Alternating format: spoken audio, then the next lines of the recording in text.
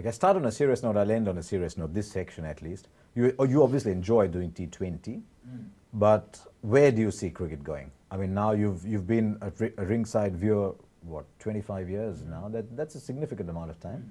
Where do you see cricket going? Do you think Test cricket survives in New Zealand or the rest of the world?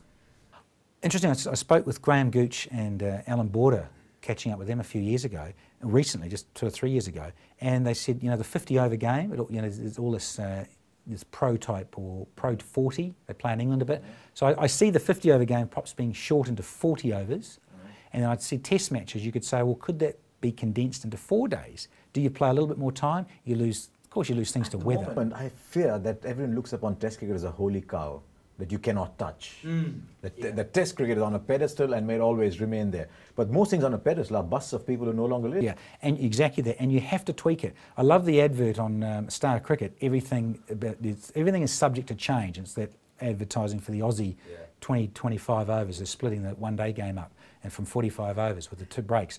I love that thing about saying, everything is about change. And so I think the Test match cricket, you could peel it back to 4 days, Harsha. You start on a Friday, that's your main big days, Friday, Saturday, Sunday. If it goes into Monday and it's really exciting, people will find time to take off work and come. Of course they will. And sometimes you get Test matches now. The game is sped up so much that you might get a result right at the end of day 3, early on day 4. How does it feel to turn your back on New Zealand? I mean, can you imagine a Kiwi cricketer, he's turned his back on New Zealand and lives in Australia? Yeah. I'm doing a Harold Larwood. He left England and went out to Australia. That's right, he did the same thing. In 1950 he left.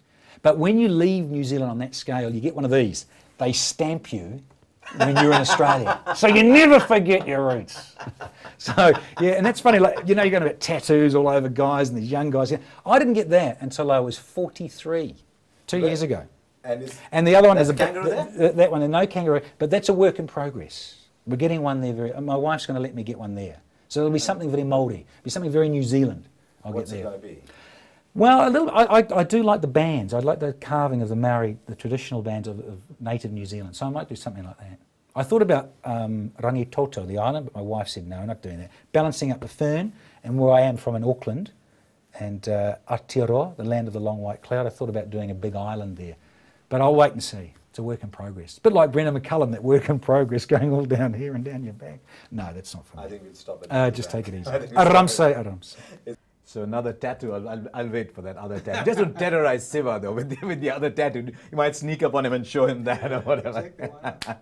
Anyway, it's always great fun talking to Danny Morrison. Enjoy talking the cricket side to it. And you learn something new with someone you've known for years, the pantomime part. So thank you very much to Danny Morrison and lots of success. And may you come back to India all the time? Always.